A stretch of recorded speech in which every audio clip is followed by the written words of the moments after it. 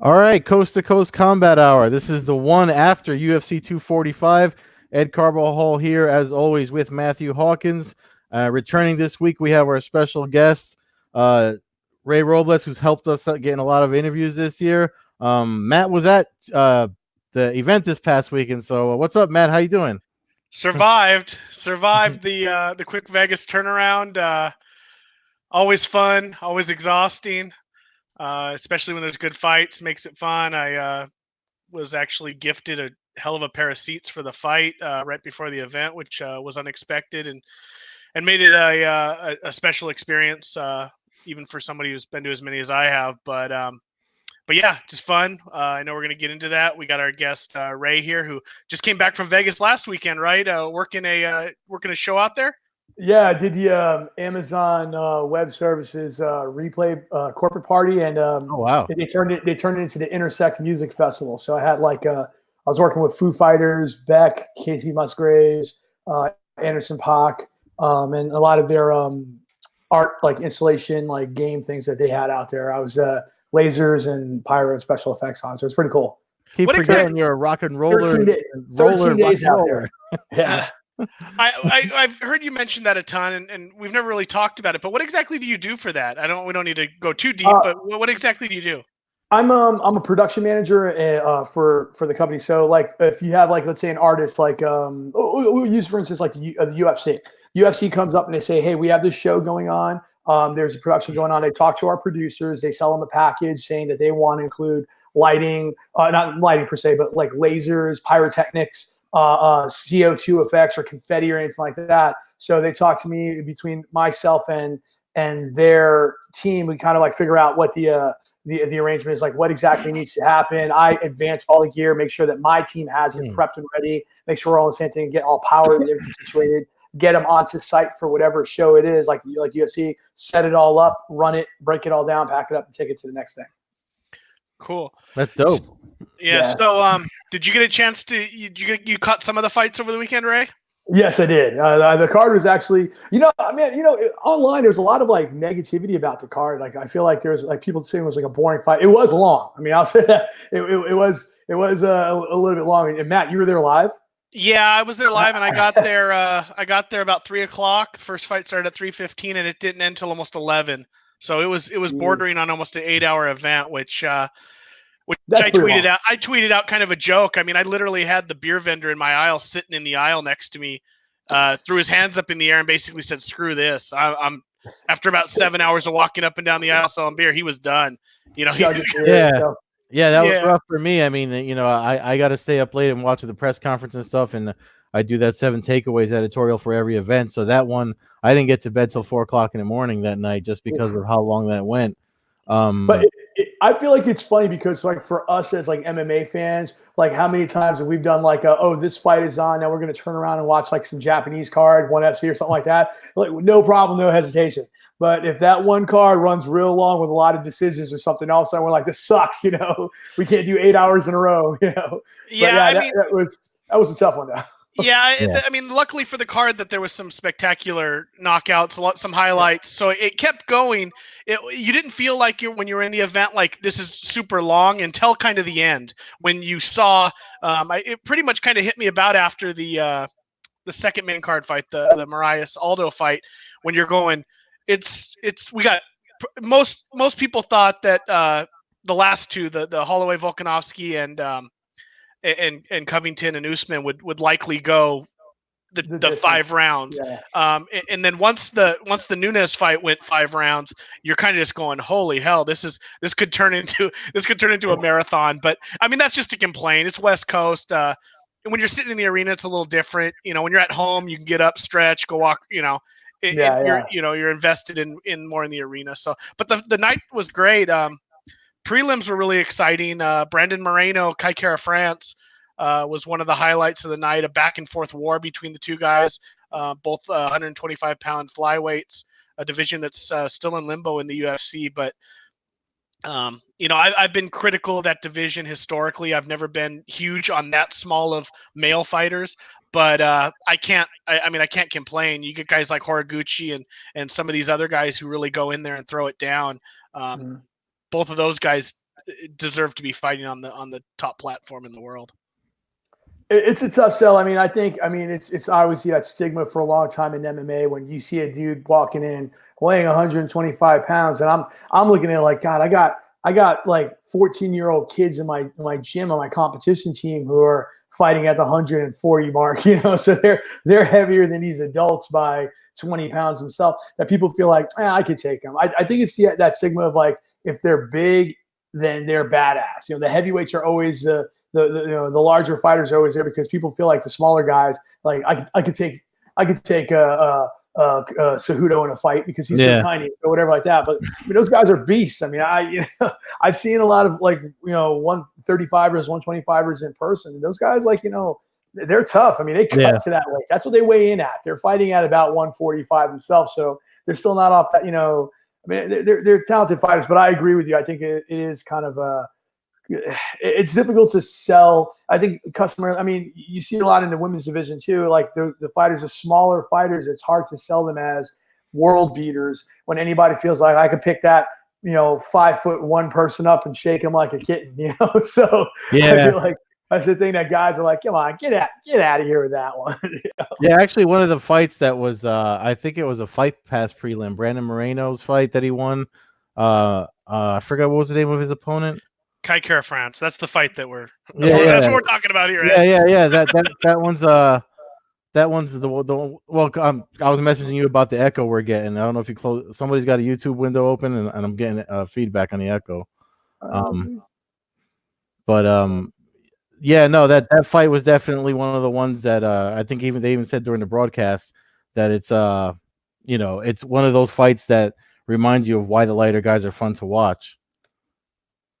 Yeah, no, exactly, and that's the point I was making is when guys like that throw down and you see their toughness, it helps with the stigma that Ray was talking about, them being the smaller guys. All of a sudden, they're a tough son of a bitch. They're not just a 125, 135 pound dude. All of a sudden, you're going, holy crap, man! These guys are warriors. So that's the kind of stuff. I mean, again, I keep going back to me being so old school and being all heavyweights in the beginning. So I'm a little bit that's just what got me into the sport. So it's taken me some time to adjust to the smaller. I've always been a fan of the Cruzes and Fabers, so it's kind of weird that extra 5, 10 pounds, 15 pounds. But I know. I think you're a big fan of Demetrius Johnson, correct, Ray? Yeah, dude, he's awesome. I mean, and he's I feel like at his weight, because he's the one guy at that weight who could also just knock somebody out and sleep guys. And I think that's a big thing. Like realistically, like when they're ultra heavyweights, they don't have to be big. You can see a heavyweight fight end in 13 seconds, and the best guy doesn't necessarily win, because when you're swinging that much weight around, a good solid connection will put a guy out. And there's been often times where people call it upsets, but I'm like, yeah, two big dudes swinging, whoever's gets the first punch is there. And when they're really, really tiny, people feel like, oh, they have no power. So they're just like, beating up on each other super fast, but no one's going to sleep. So, I mean, I feel like everybody kind of thought like the best technical fighters were between 145 and maybe 170. And I know for a long time that 170 division was fire. But Demetrius Johnson was that dude that knocked dudes out, submitted guys, just out-grappled, outworked them 100% of the time. So I'm like, I think he is like by far probably, I mean, hands down. I mean, people talk about pound for pound. They always put like a John Jones, like that. Hands down, Demetrius Johnson is got to be the best fighter. If you made him a heavyweight, he would be the best heavyweight. Light heavyweight, he would beat John Jones. I mean, if you expand him and stretch him to whatever size, he would be the best fighter in that division, bar none. So I definitely feel he is the best fighter on the planet. Just easily. So yeah. Yeah, he's a beast. One of the things about, talking about little guys and the whole situation where people underestimate them, or maybe they're not that popular. A lot of people were making us think about Aldo's weight cut, and that fight was probably one of the better fights from the card that folks were talking about. Aldo didn't come off as weak looking as people were making him out to be. I honestly saw. I think I tweeted something to the fact, or I at least thought it to myself. I'm like, he looked like he got that eye of the tiger back, because that fight, the back and forth between him and Marlon, the fact that they want to do it again, there's talk of them doing it again, shows you how much, how close that fight was, and how much what people perceived as a bad cut for Aldo. I don't like the way he looked either, but that fight was still, that was definitely worthy of being on a pay-per-view. How old is Aldo now? He's not very old. Let me pull it up. I think he's only in his early 30s still, which is insane. But let's see here. Been around for forever. He's 33 years old. I mean, I kind of feel like he's at that age where like he's losing like that weight, natural weight. So he's getting to that point where I feel like he's starting to trim down, where that weight cut when you get into your 30s, it's almost like when you're in your 20s and you have like that bulk weight. Like, when you start getting older, it's easier to kind of lose weight in that sense. So I feel like this weight cut's not that bad because he's not trying to, keep up all that extra muscle on here. Because like, man, God, you remember when everybody was trying to make him fight at 155? Like move up to 55. Now like that 135, I looked at him and I was like, he looks lean, but I mean, if I obviously diet wise or whatever else, he looks pretty good in that sense. So, I mean, like, 35 might have a big future for him there. Yeah, if he can keep his weight in check and doesn't fluctuate too much in between fights, obviously, he looked great. He fought Marlon Moraes right in the middle of the main card. Moraes, one of the young stars of the UFC right now, coming off a tough title loss to Cejudo. We'll just talk about this fight and we'll backtrack a little bit, but we don't have to talk about every single fight. We'll just go over. I got you. But the reaction, being in the arena, I personally scored it 29-28 for Moraes. I know that Dana White didn't like the scores. The arena didn't so much, but the arena was heavily pro Aldo from the start, so you don't get a really clear read there. Other than it being a close, good fight, did you guys have any problems with the scoring? Again, maybe subjective, and I think from what I like listening to the fight, I do feel like the crowd, like you said, was obviously very pro Aldo. You being there, I thought Aldo did enough to win. My own personal take, it didn't. I was like, oh, Aldo won that fight. When they said Moraes, I was like, okay, it wasn't like as big a robbery, I think, as like the online people were kind of making it out to be, but it definitely, I thought Aldo won. It's one of those fights that when you hear the other person winning, you're like, well, that's why you don't leave it in the hands of the judges. Yeah. You kind of go that route. But it wasn't one of those things for me that I felt like he was so far ahead that it was like, oh my God, I can't believe it. It wasn't one of those kind of matches. But it definitely, I thought that Aldo won the fight. I honestly, it was tough to call. And then when they showed I was watching it on the screen. I'm sure they flashed it across the screens inside the arena, Matt. But when they were showing who landed more and stuff, I was like, okay, maybe this is going to be closer than it looks. But from my initial assessment before I saw all that, I also thought Aldo won. And I'm a Moraes fan. You guys know that. I mean, he's from out here in Jersey, trains at Almeida's, or I think he said he moved. But I mean, as far as I know, he was part of that whole Northeast crew with Almeida's and Henzo's guys and all that stuff out here. And I'm a fan of all those guys. So that even with that in mind, I was kind of like, man. Like I said, I saw the old Aldo in there leading up to it, I'm like, oh, maybe this guy should hang it up. And then during that fight, I was like, yo, this guy's not done, not nowhere near being done fighting. So no, I don't think he's near being done. Yeah.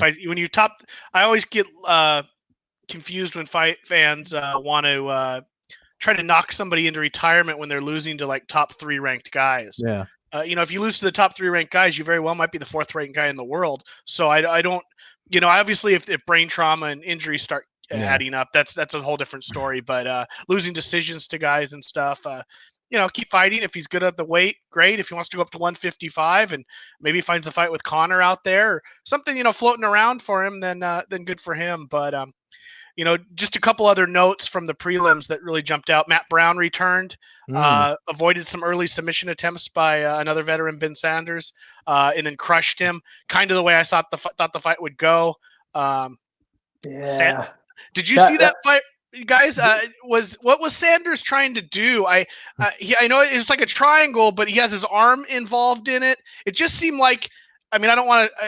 I never would want to doubt such a high-ranking black belt like him, especially with some of the stuff he's pulled off in MMA. But it seemed to me like he didn't try to pull the arm over for the triangle. It's hard to do when you're getting smashed.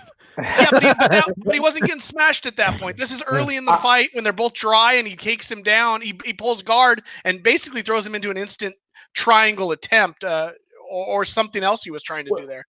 I'm gonna say I've known Ben a long time. Ben's from Orlando.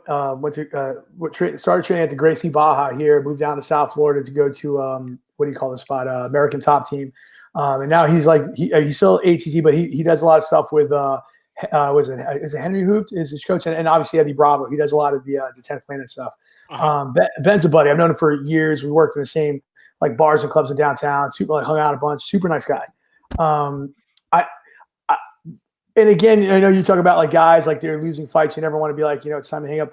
I wonder if when Ben first started, you guys remember like Ben first started, he was like just elbows and knees and knocking dudes out, and he was like killed that way. And then I feel like lately, and this is my observation in his fights. I haven't had a chance to talk to him. Like I saw him after one of his wins not too long ago that he was in Orlando at a jiu-jitsu tournament. We kind of caught up and like shooting shit for a while. But he like, I personally feel like since he's been with Eddie Bravo, he's really trying to push and associate more with that 10th Planet style, which is cool. I mean, that it's great and everything. I don't know if like, I feel like I want him to get back to more of that bread and butter what he was. He's a devastating striker, excellent kicker. At that point, I think he's kind of he's fallen in love with that grappling game because he has attributes in that, to do that. But I feel like, I don't know, like watching it, sometimes I feel like in the last few of his fights that he's had that I've seen, I feel like he's left himself exposed in key critical moments, which have left him to take the punishment, which has gone to, the downside of fight. Now, that's just obviously my opinion, outsider opinion looking in. I mean, I don't know his mindset or what the game plan for him was at that point in time, but I do feel like Matt, I agree with you there where I feel like there was a little bit of exposure happening where maybe, and it gets, I mean, from what I heard, because another good buddy of mine, Matt Arroyo, who's the coach at Gracie Tampa South with Rob Kahn, and you saw him promote Billy Q the other day in a cage when he got his black belt. Matt's his corner guy, a tough alum, a UFC alum. Matt Arroyo fought Matt Brown twice and said that guy hits the hardest he's ever been hit in his life by anybody. So just hearing that from Arroyo saying that, I mean, that means that when Brown is hitting, that changes the dynamics of the fight a lot. That's how he says how hard he is. So, I mean, that could be one of those things where, Ben, unfortunately, I mean, watching him, he's absorbed a lot of damage in a lot of his fights. He's been like TKO'd, beaten in some fights like this. So it might just be one of those things that his switch is just maybe a little bit easier to kind of hit now and kind of put him out. So maybe it was like a key critical moment and mistake, but I don't necessarily know like what was happening in that instance, but I agree. I feel like there might've been a critical error at that point, or, he should have, I don't know, gone back. I feel personally, I thought Ben has way better hands and kicks and everything than Matt Brown. I feel like he should have pieced him up on his feet a lot more, but that's just me. I mean, again, the game plan, his game plan was, I guess, to grapple him a little. So, talking about game plans, I mean, I know we're jumping around the card, but we do have Ray here, who's a grappling coach, and we always bring you on to talk jiu-jitsu and stuff. I'm sure. I think you even chimed in with one of my when I was tweeting during Amanda Nunes fight, and obviously Matt was there, but I was getting frustrated watching that fight because I was just like, in the first round I saw at least, or first and second round I saw at least 2 choke attempts that she set up that she kind of just let go, and I was just like, I was just like, I was frustrated watching it, like, why didn't she finish it? Then she confessed afterward during the press conference that she actually wanted to go the whole 5 rounds, especially having such a strong first round against Jermaine Durandamy. So I don't know, as a fellow grappler, you watching that fight, did you see the same thing and ask questions, or was it frustrating to watch for you? What was your take on that? My jiu-jitsu, like when I'm coaching like jiu-jitsu tournaments versus like looking at MMA grappling, I always subjectively, like my mindset, I tell the guys, like, in MMA, I would never ever go for submissions. Don't go 10 seconds left in a fight, you're up by 1 million, and this guy, you've worn him out to it, go for it. At that point, but it's, I praise all those phenomenal grapplers like Crone, like Damian Maia, like those guys who can find that submission in the fight early. Awesome on them, because they are next level with that. But I mean, I've felt the same way. There was obviously wide open opportunities, and if that was what her game plan was, risky. I mean, my personal opinion, risky. If you get to a dominant position where you absolutely can finish that fight without burning yourself out, pepper her up a little bit, finish it. I would look for that. Even just like psychologically get in her head, like, damn, if this one takes my back or puts me down, she's going to choke me. I feel like that would have been better for her if she was worried about maybe like she didn't have the position and she wanted to like maybe gas her out a little more before going for the kill. Okay, but like you said, I personally, like, if you got the back, we're actually just joking about it like tonight training in my gym. Someone asked a question about like, one of the kids in a kids class, was talking about the rear naked. We were just working on a sequence, defending a takedown, get to the back, hit, hooks and rear naked choke. Mm-hmm. And, they asked like, the choke, we had an old t-shirt at our gym, when in doubt, choke him out. And it's other things. So I just kind of feel like it's one of those things like, you get a chance to jump on a person's back and choke them out, put them out. That's the best spot in a fight.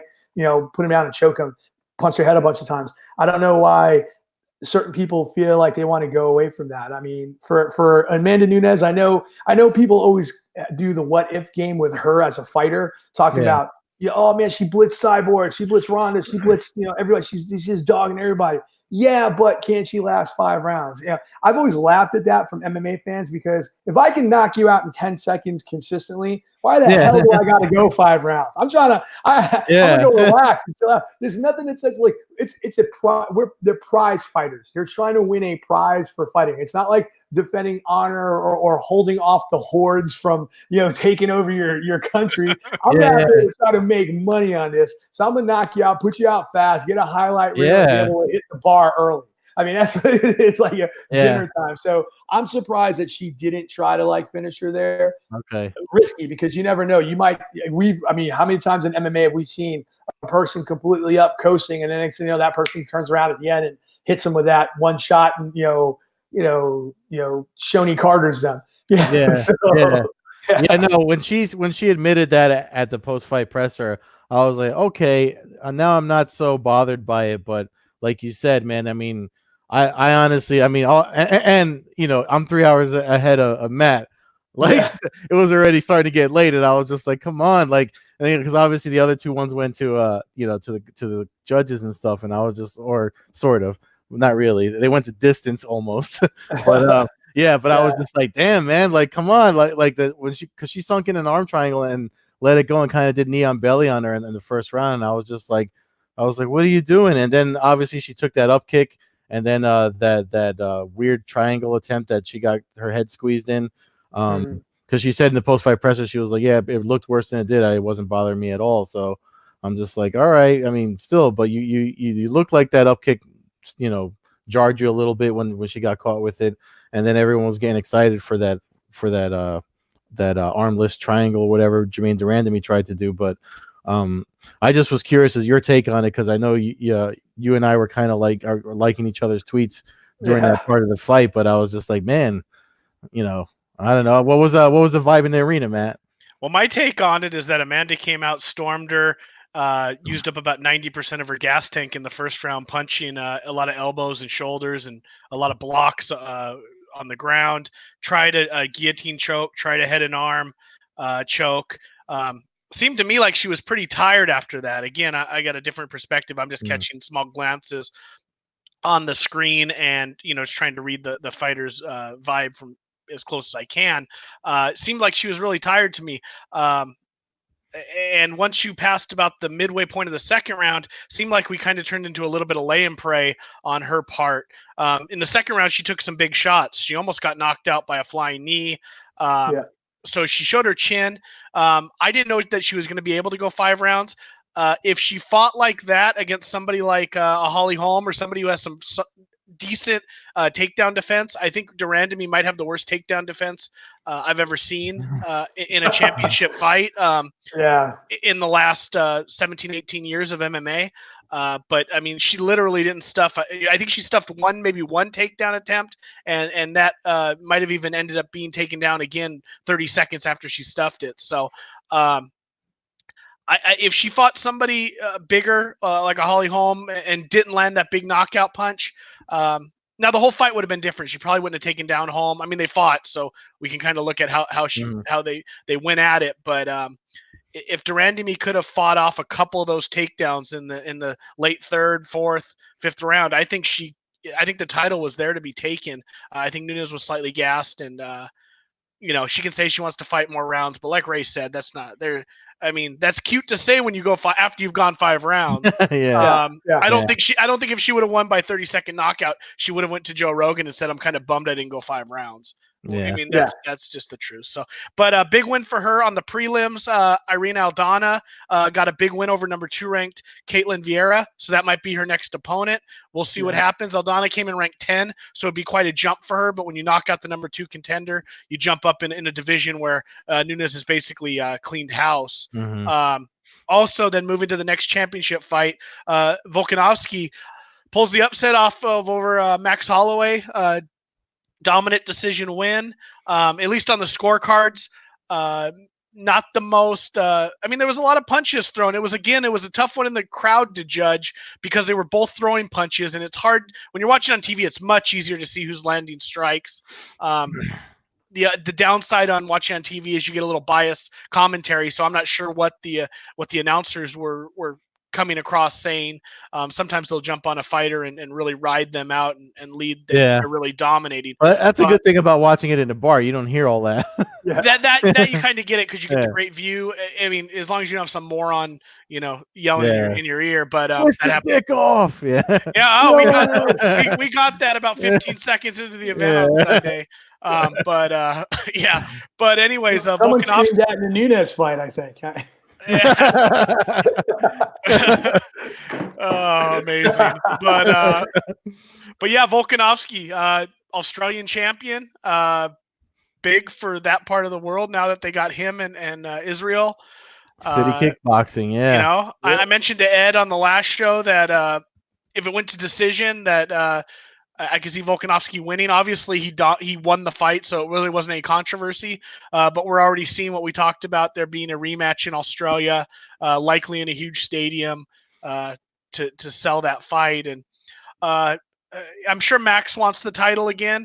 I'm not ever a big fan of huge instant immediate rematches. I love to see guys get some fresh fights and kind of get their momentum back because I feel like if Max goes out there and loses again, all of a sudden he's Jose Aldo, essentially, where he's going up to 155 and he's flirting with the bigger guys, and we saw what Poirier did to him. So I feel like there's other fights and just jump around, but I mean, Volkanovski did his thing, and it's kind of cool to see a new champ. Yeah, he looked great, and the hard part of that is that Max has kind of been on that point where he's nearly cleaned out the division himself. I mean, so like you get those fighters, they get in those positions where it's like, well, what do you do with them? Do you have the immediate rematch because there's kind of no other match to make, or you let that guy like Volkanovski run through everybody that he hasn't fought yet, or the guys that Holloway's already defeated, But then it's like then you either tell Max, hey, would you consider taking like a super fight up at 55, or would you, I don't know, I mean, Max at one point, didn't Max talk about being a 3-division champ at one point? Wasn't that something he was like, everybody says they're going to be like, ever since they started champ nonsense, that's been a hot trend, I think, in 2019. Yeah, we're going to fight everybody. But I mean, obviously he took the stab at 55 and it just wasn't his day. I mean, I think he could have beaten Poirier. It just wasn't his day, in that fight. But I mean, if he wants to give a dance there, give him a chance to kind of, again, it's one of those things where like fighters, the older they get, the more they've done it. It's like you either want to stop cutting all that weight, or you're losing weight more naturally, and then you could, shrink down easier, or your body and your diet changes. Max doesn't look like he can cut much more weight. Guy's like a walking skeleton anyway, and I'm always worried about his brain because he had several issues with the. So maybe it's one of those things where he should kind of start looking for other avenues or something along those lines. But yeah, I mean, he got beat. I mean, like I thought he lost the fight. There's nothing to me that that's one of those fights where when I saw it, I was like, oh, he lost. I thought Aldo won. I thought Max lost. Max lost. Aldo lost. I mean, but so it's at that point, I'm like, it was a good fight, but definitely I thought that he just got outworked in that fight.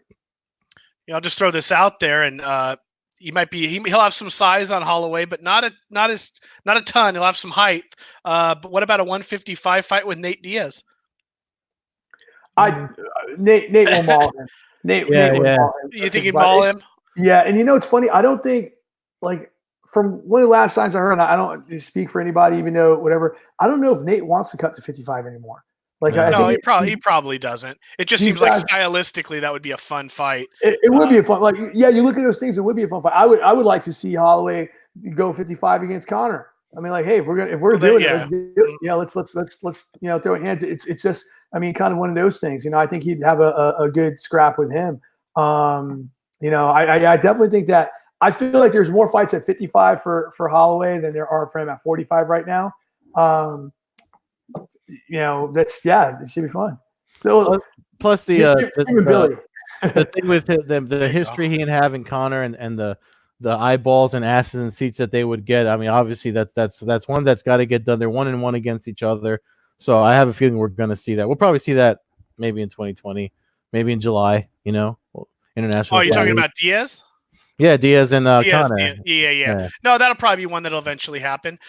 You know, you mentioned Connor. He's obviously got his fight with Cowboy coming up. Maybe if Cowboy loses, Cowboy and Holloway's not a terrible fight either. I mean, all these guys are going to have some size on them, and if they decide to kind of wrestle with Holloway, you could turn into a mauling. But if you get a striking bout, I mean, Max obviously hung with Poirier, so if you can hang with that beast, he's going to be able to hang with a lot of these guys. Like I mentioned about Diaz, he might have a little too much size. It just stylistically, you think of that Rock'em Sock'em Robots potential of that fight. And the thing with that fight with Holloway and Volkanovski is that's another one that right after during the post-fight presser, that was another one that they were chattering about doing it over again. And I was kind of like, you know, I'm like, I wouldn't mind seeing. I mean, being a longtime fan, I mean, I like to see convincing finishes, you know, submission wins, knockouts, or complete dominance over a few rounds like Nunes did to Duran to me. So I'm like, all right, you know, I guess that would make an argument for a second one. But like you said too, Matt, that's definitely something like I don't want to see it right away. I'd like to see them mix it up a little and you know, someone pick up wins elsewhere it kind of builds their brand for that rematch. Exactly. But the money's there, so it's likely the fight we'll see. Brings us to the main event of the night, the welterweight championship of the world, Kamaru Usman, Colby Covington. I said it on the show. I thought these were the top two welterweights in the world. After the fight, I still believe these are the two top welterweights in the world. I expect that we'll see them likely fight again sometime in the future. Really a good fight. Was worried it was going to be a boring, sloppy fight. Both guys striking was really, you know, this wasn't K1, this wasn't glory, but for two MMA wrestlers, it was really a show of heart on both of their parts. You know, politics, all that crud aside. Two good fighters that both left their heart in the cage on Sunday or Saturday night. Yeah, and if you remember when we were doing our predictions for it, when we had Simon on last week, I had said that I think their grappling pedigrees are going to cancel each other out, and it was just going to be a slugfest, and that's exactly what happened. And obviously, Usman came out on top, which I figured he would because he had the edge, and I know Ray kind of agreed with me when I tweeted that out. So yeah, I mean that was I don't want to say it went as expected because it was a barn burner. I honestly I didn't have a winner. I couldn't pick who was winning if the finish didn't come. That's where I was.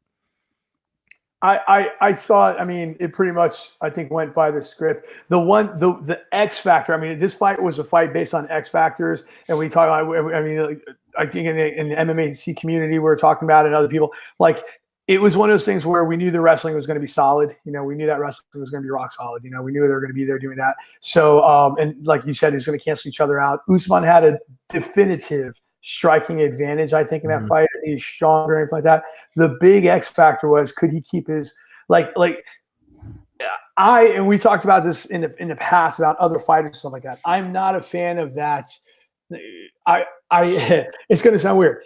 I love Conor being Conor. I hate everybody else trying to be Conor. And that's one of the big things. You know, you have those really good smack talkers out there, guys who could do it well. Like, you know, Chael always did it well. Conor did it well. Even in that weird way, the Diaz brothers in that mumbly kind of whatever way, they're trash talking. The way they approached the situation was very like, okay, you guys are real. Like Jorge Masvidal, he's good at the way he delivers it as well too. Everybody else is like a cheap Conor knockoff. Colby found his way to get under the skin of Usman and a lot of people. I mean, a lot of people. But he found that way. And so my big thing is like, can Usman, you could tell at certain points in the fight, Usman was like, so like there was like shots that were just missing. Like Colby was just but Usman was just going for the fences, just like throwing big punches, like going like Mach 10 at them, really trying to dig in at the shots. And I'm watching, I was like, all right, this guy, he's either going to burn himself out or he's going to put him out one way or the other. I was actually surprised, and I will give credit where credit's due, that he pieced up Colby pretty bad, busted his mouth up real bad. Yeah. I was shocked that he didn't put him out earlier. That's the thing. Because Colby looked like he was on skates and he was done. Usman looked a little tired at certain points, like, oh, he might have like, blown his load here, like, like going for everything Mach 10. But when at certain points, like, no, he's going to be all right. He's not going to go out. I personally thought watching it, I was like, man, like, how are you not putting this guy out? You got him dead to rights. You can finish him. Like, are you playing with your food? Or are you going to try to kill him here? You don't mess around. Don't lose that Diego Sanchez decision to somebody that, you busted that guy up and bloodied him up, and now you're going to let him come back in the latter rounds and beat you. So I'm glad to see him win. I'm glad to see Usman. I really like Usman as a fighter. I think he's going to be tough to beat. His wrestling is just a less like a George St. Pierre if somebody comes back, or if Khabib wants to move up and wait and fight him. I don't necessarily see anybody right now currently. I don't think Colby might have been like the only chance to beat him. I don't see anybody beating Usman for a minute. There's some guys upcoming, but I think he's going to be sitting pretty pat for a while. Yeah, he's definitely going to be the guy at 170, I think. Yeah, I mean, I like I said, I think these are the two best when you throw their wrestling in there. I think most of them these guys can probably take down the majority of the rest of the division in a fight where they're either forced to go for the takedown or that's just the game plan. So I think that's huge in their favor. The one factor, and obviously we've had him on the show and we're a big fan of him, I've always said is Stephen Thompson. Now, his takedown defense is really good. If you kind of consider Usman maybe Woodley 2.0 in a sense, it's not a terrible matchup. I mean, Wonder Boy went 10 rounds with Woodley, had a draw, and then had a really close, lackluster, but a close decision loss. His style is kind of the X factor for me in that division if he were to able to get there. Had he not been knocked out by Pettis with that crazy Superman punch last March, I think that would be the fight we'd probably be seeing right now. Maybe not with Masvidal. Leon Edwards is in the mix. Another guy who had some skills to that weight division that could be interesting. But I think these are the two best guys. I hope Covington heals up. Maybe we drop some of the over-the-top shtick. He can be a fan of whoever he is politically. All that stuff's cool. Some of his stuff was a little bit, obviously a little cringy. We can all agree on that. And like you said, he's not the best smack talker in the world. If that's what he needed to do to make money, though, we talked about it being prize fighting. Good for him, man. He got paid. He was top earner on the card with Usman. Did what he had to do. I'm not sure what his contract status is, how many fights he has left. But I think he earned respect even from people who kind of hated him. They can still hate him, but I think now you kind of go, okay, well, he's not quote unquote a pussy and all that crap that fans were spout off. And I know me, I wasn't a huge fan of Usman. I was rooting for Covington going into this fight. I'm not going to deny it. I've met Colby at a fight. Was a cool dude. Chatted with him, so I have a little bit more of a personal perspective than the. And I've met people who know him, so I've been told kind of behind the scenes. Same thing with Chael. When Chael was hated by everybody, I met friends of Chael, and they all go, "Hey, he's like the nicest guy in the world. Our kids play with him." Yeah. So I've always, and being around the sport as long as you guys have as us, we know the promotion, we know the way that especially Dana White in the UFC can sway things to, I mean, it's not just UFC. Pride had you believing Rampage was a homeless dude knocking people out in the street. So it's kind of a weird thing that if you're new to the sport, you don't pick up on it. But again, it's definitely one of those things that if all that cringeworthy stuff you said, and I know there's people back and forth to, on Twitter afterwards about, I don't want to hear that he was tough and he toughed it out with the broken jaw. And it's like, all right, well, whatever he did enough to get eyeballs on him. I mean, at the end of the day, I mean, there is somebody put a video out here when he fought in Newark a fan that he talked to out in over here in the Prudential Center, and the fan actually says to him, I wish you would do this more publicly, and so folks got to see that the nice side of Covington. I mean, maybe he wasn't the best at it, but he did what he had to do to get his name out there, and now folks, love him or hate him, the same thing. Like, not that there's not that many people that like Floyd Mayweather, but they'll still tune in, and that's the business side of it, and you know what I mean. They got you interested, and but you can't be you can't personify the character he was trying to be and hate him back. Kind of makes you look bad too. But I mean, and we'll leave that where that is. But we didn't bring Ray on just to talk obviously UFC stuff. Big year in jiu-jitsu. Obviously, we're coming towards the end of the year. Two of our guests, actually, Ray helped hook up to come on the show. Aaron Harp and Billy Q, you just alluded to it earlier. They both got their black belts this year, and congratulations to them. And last week I had one of my training partners on, Simon, and a guy, Nate, who when he starts competing again, we'll probably have him on too. He does Fight to Win Pro and stuff like that. They got their black belts in the same night. So December just seems to, the 2019 in the world of jiu-jitsu and grappling just seems to, I don't know, man, the growth of the sport, when I look back at when I started and you started earlier than me, Ray. So I mean, what stood out to you this year as far as the growth of submission grappling events and jiu-jitsu? Like, what was the biggest thing that stood out to you?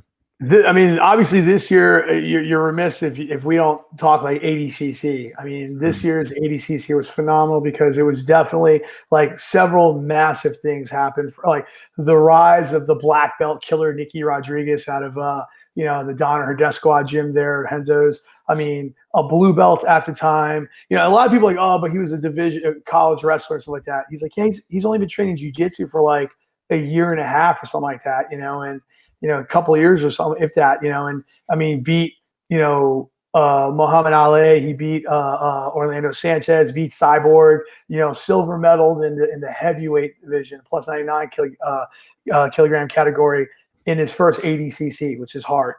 That was incredible. As a blue belt. Just beat Loot Rockhold in what was that in Polaris? So he went out there and did that. So that was phenomenal. So he's like a massive megastar upcoming, and just watching that meteoric rise at ADCC was incredible. Of course, looking at the kids, looking at Ty Rutolo, 16 years old. 16 years old, blue belt, going to the finals, facing Cobrinia's kid who's like 21. I'm like, look at these kids, like, damn, can you imagine, like Nicky Ryan fighting like look at these guys who are like 16-year-old and like Ty Rutolo went and fought Wagner Rocha in a fight to win and beat Wagner. So you're like, outpointed him, and so I'm sitting there like, we got 16-year-olds I gotta watch out for now. Man, this is insane. But those guys, like that ADCC was a jump off point for so many. And I think obviously the top of that is where it just solidified Gordon Ryan as the best no-gi grappler in the world. Looking at Gordon, he's gone out there and beaten everybody, double gold, beating Buchecha, just going through his whole division. It's just incredible,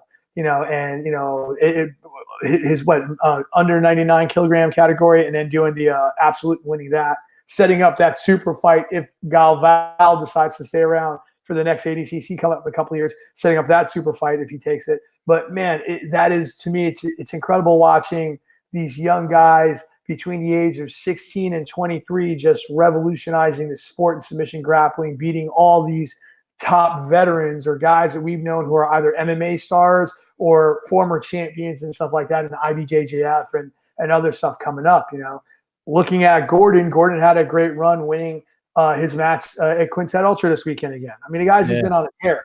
He's on Submission Underground coming up against Gonzaga, and which is like a squash match. Like, he's a guy that, Gordon Ryan, by the way, if you're not following Gordon Ryan's Instagram and Twitter, he is hilarious.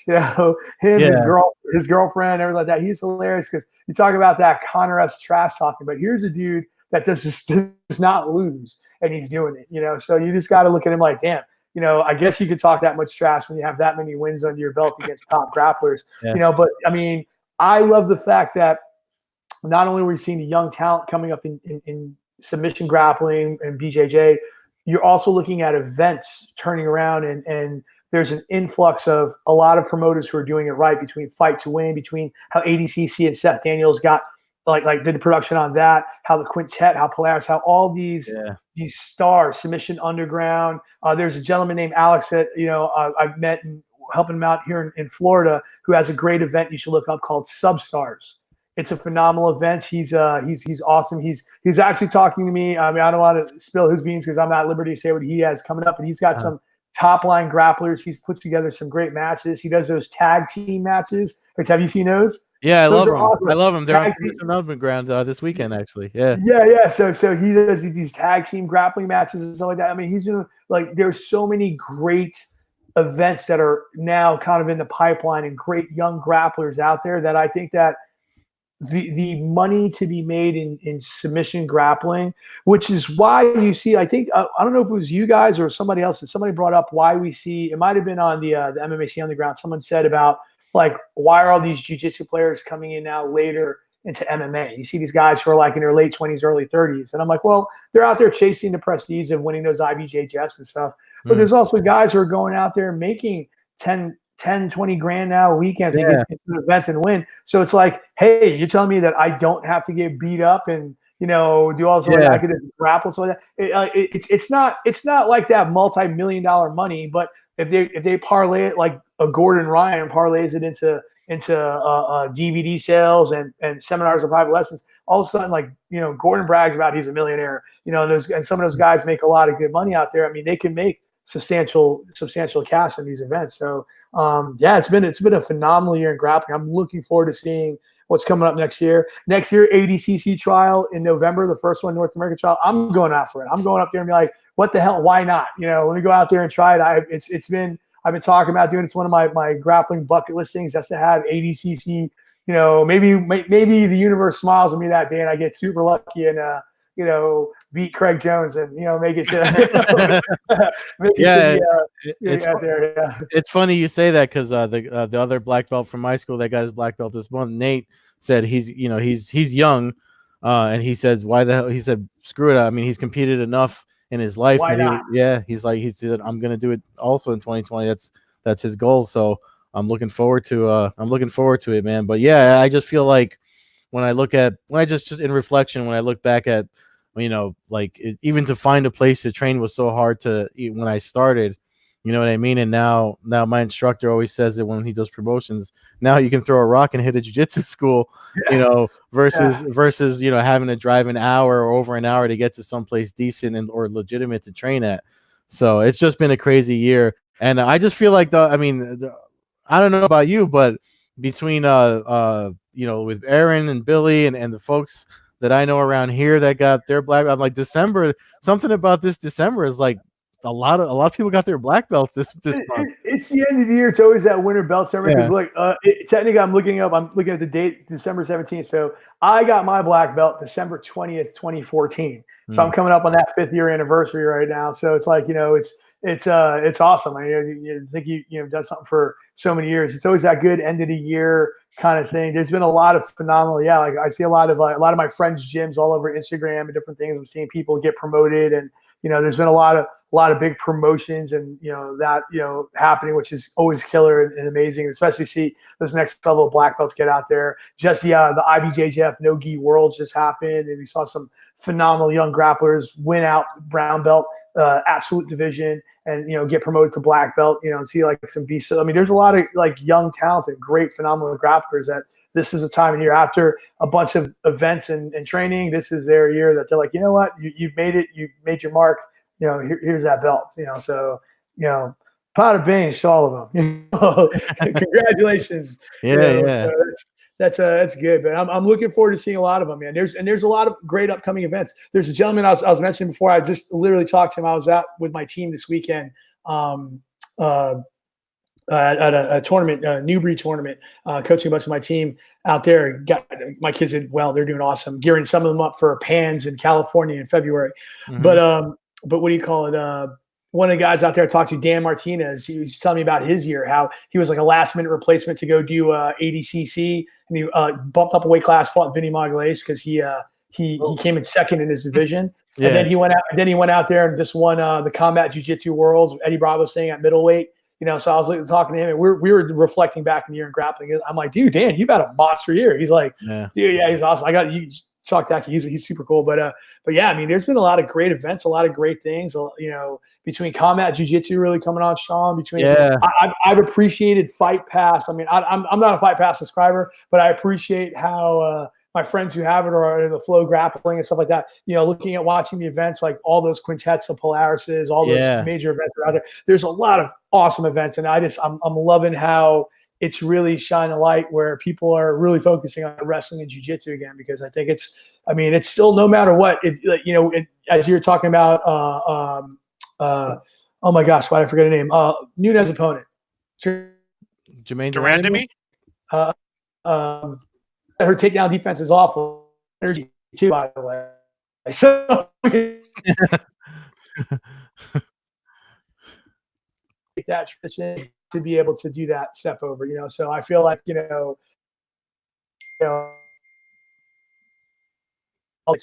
like there's things for people to go out there and get better before they move to the next thing. Looks like that storm might be catching up a little with you out there in Orlando. Yeah. If you can hear me, as somebody who coaches people, yeah, you sounded good there. As somebody who coaches the younger crowd, you mentioned the 16 to 21-year-olds. What do you think is it? Is it that they're just so raw that they get into it and there's no fear? Is it creativity at that age? Is it the more knowledge that, are we at a point now where we know more about grappling than ever before, and you're putting it into an empty canvas and growing from there? What is it that you think leads these youngsters to be so good right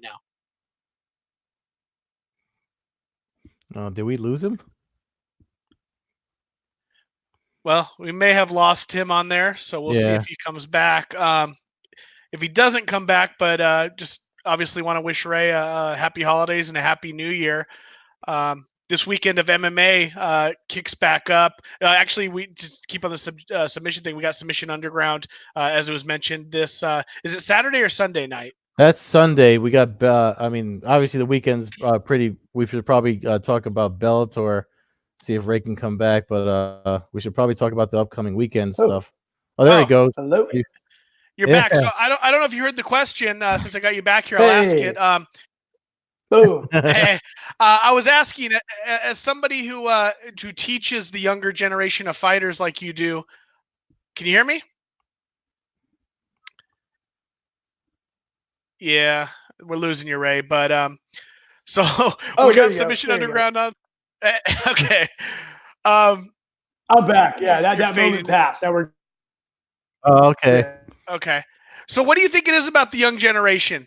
Is it creativity? Is it just knowledge? Is it an empty canvas and willing to do anything? What do you think's leading to this young generation of submission grapplers?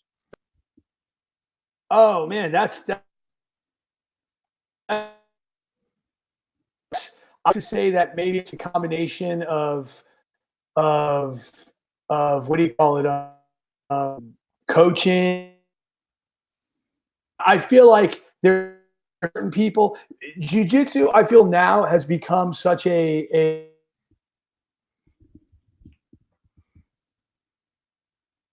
or basketball or baseball. Oh,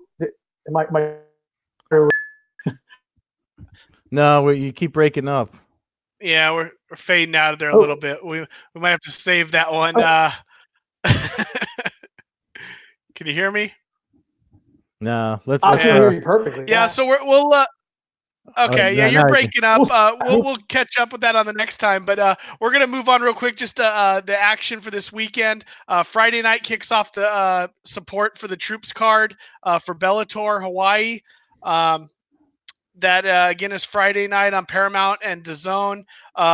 Josh Barnett, and Hani Marks in the heavyweight main event. Barnett makes his Bellator debut after a little bit of time away from the sport. Also, the debut of Eric Perez, who's come over from Combate, and a top women's contender bout, Vida Ortega, coming off of her title loss at Bellator. I think it was either 219 or 220 to Elimele McFarlane. Faces Alejandra Lara, one of the other former title contenders for the women's flyweight belt. It looks like we lost Ray. He might have signed out there. Yeah. He's having some weather issues down there in South Florida or Central Florida. Taiwan Claxton also returns on the main card on Friday night. I have a feeling we're gonna get like a lot of announcements out of that event. You know, like stuff for 2020. Obviously, I mean, and then after that there's the Japan card, but the one Friday is the USO card with Barnett and Ronnie Marks, the headliner, right? That's the Friday night, the Barnett Marks.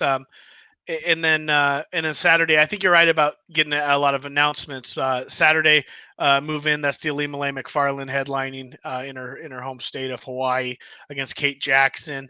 The continuation of the featherweight Grand Prix, AJ McKee Jr., Derek Campos, which is an intriguing fight. Those are really the top two on Saturday night. I think we'll start getting announcements. I know the January event, quietly, the Cyborg Bud event, we got the Caldwell Boric fight, and I think we'll maybe get some locations for some of the other events. Actually, find out if they're more your direction for some of the fights post January, but. Bellator did it great in Hawaii last year, so I expect the same from him this year. If Elimele continues to win, she'll continue to build as a star. Mm-hmm. Will be interesting to see if we end up with Liz Carmouche signing with Bellator. Her and Elimele are good friends, so I'd be curious to see how that unfolded. If Carmouche ends up at Bellator after this last kind of hokey cut by the UFC of her contract a couple weeks ago. Yeah. But there's that, and then the UFC is on late. It's actually late Friday night, so this will be in between the events. Frankie Edgar steps in the late replacement and will face the Korean Zombie Chan Sung Jung.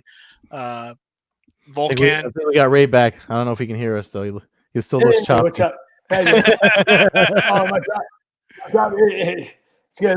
I'm good now. What are we talking about now? Bellator Hawaii. What do we got? No, we're just kind of going through. I don't know if you have any comments on any of the fights. We're just kind of reading through it. Like UFC 245, we went a little long chatting about 245, so we follow the trend there. But I mean, just the UFC card. Like I said, the return of the Korean Zombie versus Frankie Edgar, great featherweight fight. Return of the Korean Superboy, Doo-Ho Choi, super exciting young fighter who just finished his military. In Korea, you essentially have to serve some time in the military, so he's finished his service there, and he returns to the cage. Just a really, really good action, and then Sunday night, Submission Underground. So right before Christmas, the two Bellator cards, UFC card, Submission Underground. Yeah, a lot of action for the combat fans.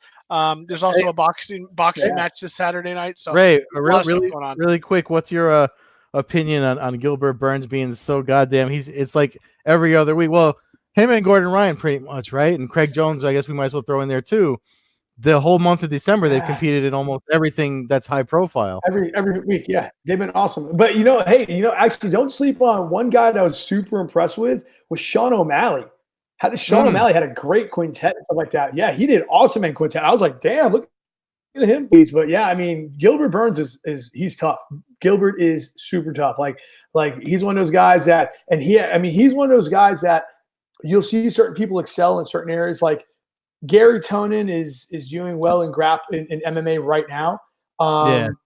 But with no disrespect to Gary, he's a stud. I love Gary Tonin. He's a phenomenal grappler. He's obviously a beast in submission grappling. In MMA, he's coming up. He's a few fights off, and then I like to kind of see him fight some of the American fighters who are definitely a lot. There's some good Japanese MMA fighters, and Matt, you probably have more of a knowledge on some of those fighters out there over in ONE FC and stuff like that. But Gary's good, but I would like to see him fight some guys like, in MMA and stuff like that who are good. Gilbert Burns is that dude who is like winning these jiu-jitsu events and does well in MMA. He's a guy that, I think that he's one of those guys that you can't like just kind of like sleep off. But he's a beast. I mean, good on him for going out there just constantly nonstop and winning his fights. He was beating himself up over the Polaris decision, but I still thought that was a great match. But everyone's always hard on themselves. I mean, myself included. So, but the fact that he's on that submission underground card, him as a replacement for because it was supposed to be Craig Jones and Dean Lister, and now it's Craig Jones and Gilbert Burns.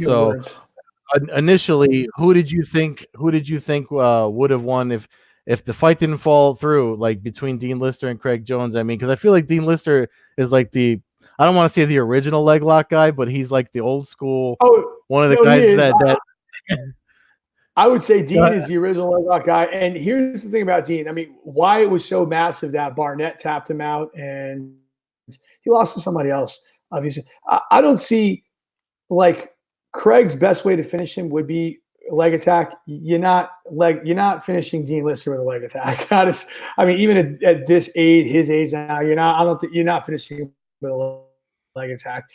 He's just so jiu-jitsu. I would have seen Dean winning that fight. It would have been maybe Craig would have won like on a decision, but Dean would have probably won submission wise over him. Do you think Burns coming in last minute against Jones is gonna change like how the match goes, especially since they've both been so active? I feel like they had to have been watching each other. That's it. Gilbert Burns knows he's a beast of a guy, and he's not going to be overwhelmed by it. He's been training, he's been fighting. I think he's going to do good against I'm going to say Craig Jones is going to win that fight, but what do you call it? I mean, it wouldn't surprise me if Gilbert ends up winning it. I think Gilbert's a better wrestler than Craig Jones, but Craig's out those leg locks. I guess with the leg locks, you always wonder if a competitor who's also making money in MMA and stuff, if you're going to really try to fight it off, or if you know what I mean? Not that Gilbert Burns is going to tap to something that doesn't really have him, but I always wonder about that a little bit, where Jones is more of the, he's the jiu-jitsu circuit right now, the submission grappling circuit. They're pretty evenly matched. Lister seems like he would have had a lot of size on Jones. I think Lister, I mean, I was at the match with him and Barnett, so that was a crazy thing. And obviously Barnett was big in that fight, huge in that fight. But yeah, I don't know. Burns has just been crazy. Like you mentioned, he comes off winning Gunnar Nelson in MMA, and then he's out here tapping everybody out. He leads the quintet team essentially on his back, and wins the quintet title. So it's interesting. You mentioned Gordon Ryan earlier. Another, I don't. As an MMA fan, obviously it's cool to see Gonzaga and these guys, but I'd rather see Gonzaga against another MMA guy. When you put him in there against the world's best grappler, I feel like, we're in for another 30-second leg submission. I mean, is this Oleanek too? Maybe. I mean, probably. Who knows? I mean, that's the cool thing about those submission underground. Their gimmick is like they always get like a good grappler against a good MMA guy who's got a strong grappling background. So that's what draws me to it. Plus, it's got the tag team jiu-jitsu that Ray brought up a while ago, and the pacing of the submission underground cards. I just love it. Like a lot of these like Polaris and Quintet and stuff. I had to actually watch the final matches of Quintet the next day because they went so late. But submission undergrounds, it'll start like at 7 p.m. my time, and it'll be done by 8:30, 9 o'clock. Like just the pacing is great. So yeah. I definitely like it. I'm looking forward to see. I'm looking forward to and Ryan has been talking about going into MMA, and I don't know if he still has that plan. And he said, I mean, Mm-hmm. and you know, the one thing about all the arrogance people talk about him, he's one guy. He's like, you know what? It's going to take me a couple of years to get to the level to be at that. Get strike down. He's like, I'm here with Danaher, and he's like the phenomenal mind of like combat. So I applaud the fact that he's not that cocky guy that feels like he's just going to jump into it, because he's still trying to accomplish what he's trying to do. I really think he's trying to get that Galval fight, you know, and now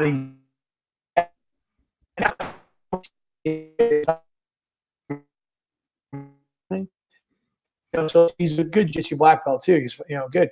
I want to see how Gordon's going to do against the guy's size, because I mean, what is he, like 250 easily? You know, he's a big boy. Big so dude. Gordon, I think, was like, he's like, Gordon's like 220, give or take, is anywhere between 215 and 20. So I mean, it'd be good to see how he deals with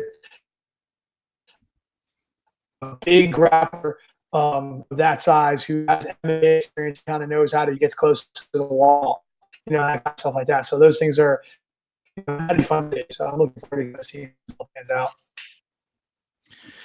Yeah, it'll be interesting, but like again, a lot of action this weekend. And then after this weekend, obviously we got the Christmas break, and then it's Fedor Sweater weekend with his big battle with Rampage. And we'll do a preview of that when the week, probably that week of, right? The week. Yeah, probably right before the event. That event I believe falls on the 29th. So you know, it's always a good time to end the year with some Japanese MMA and Bellator thrown in the mix. So we'll talk about that. Until then, fans can follow us at Combat Hour on Twitter, Coast-to-Coast Combat Hour on Instagram. You can follow Ray at BASSGJJ Ray on Twitter and Instagram. Follow myself at MMA Hawk 21 on Twitter and Instagram. Follow Ed at Carbazol on Twitter and Carbeerzol on Instagram. Gentlemen, Ed, I'll be talking to you. Ray, have a great Christmas, happy holidays, happy New Year, and look forward to talking to you again in the near future. All right, cool. Awesome. Thank you guys for having me again. It's always a blast. Thank you for having the best podcast. I love your guys' podcast. So thank you, man. See you guys next year. All right. Cool. See ya. Take care.